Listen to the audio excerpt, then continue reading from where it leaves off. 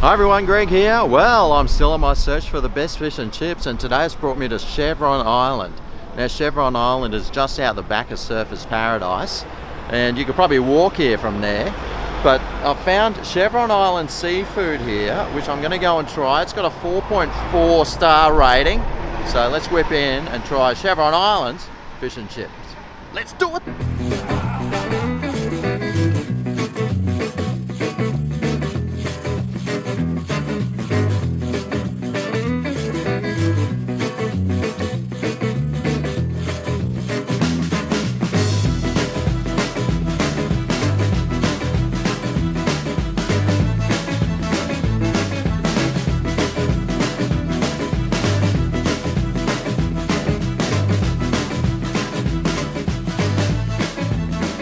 Alrighty, well here we go. I've got the fish and chips.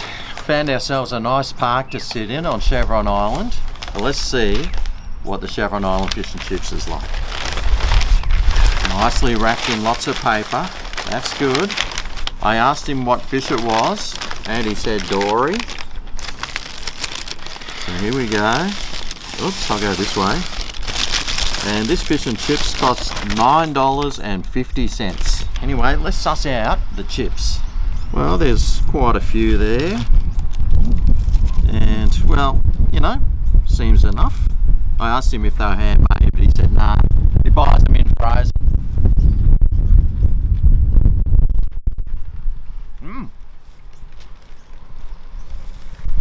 I actually watched him cook them.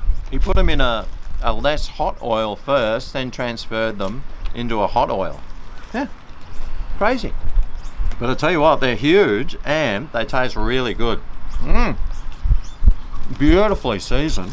So he didn't ask me if I wanted chicken salt. He just put the old normal salt on. But it tastes fine. Well, let's take a look at this fish. Right.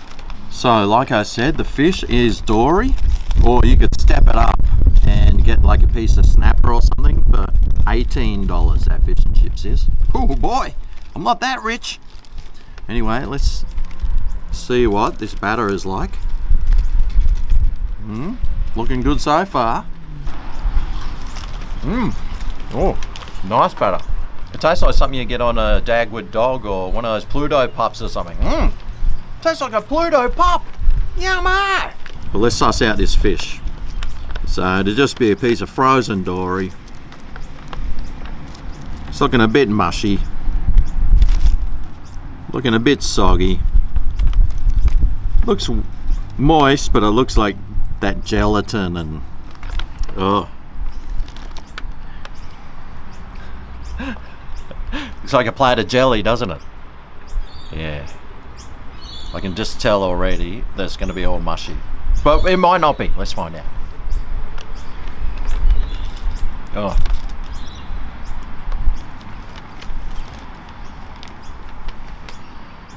Super mushy. The texture of yogurt. But it might taste good altogether. Let's see. Okay.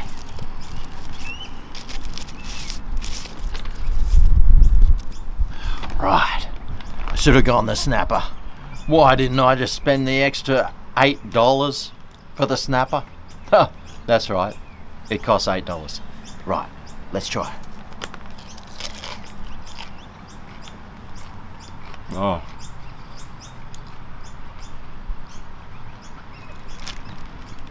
Yeah. It's so mushy. It's just like falling out everywhere. It's really unenjoyable. But the thing is, he had a huge crowd of people there. There was like a table of 20 people sitting out the front, and he seemed to know them all with a lot of repeat regular visitors. So maybe they're getting the snapper or something. But this dory, the cheap fish and chips from there, oh, horrible. It did come with some lemon, so let's do the lemon test. Hopefully that'll do something. We can only hope. It's just sitting on top. It's not soaking in, it's not doing anything. I saw him cook the fish actually, and he threw it in some colder oil, then transferred it to some hotter oil. Hadn't seen that being done before. Watch out, face wipes. I brought some face wipes. It's very windy here today, as you can probably tell. It's always windy. I'm sick of the wind. Mate, nothing is going to save that fish and chips. Not even some lemon. But anyway, there's a Chevron Island fish and chips. Will I be coming there for their cheap fish and chips again? Well, I don't think so. It's super mushy.